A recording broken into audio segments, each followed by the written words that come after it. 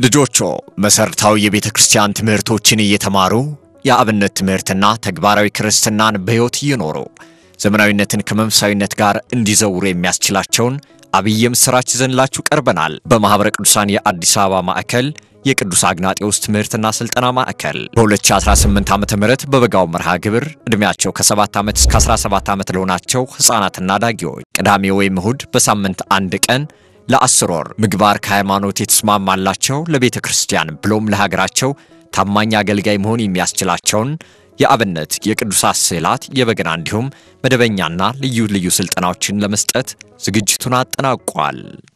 የምዝገባ ጊዜ ከመስከረም 20 እስከ መስከረም 27 ቀን 2018 ዓመተ ምህረት የስልጠና ቦታዎች ለቡ መሪና አዋሬ ቅርንጫፍ። ለበለጠ መረጃ በስልክ ቁጥሮቻችን ይደውሉ።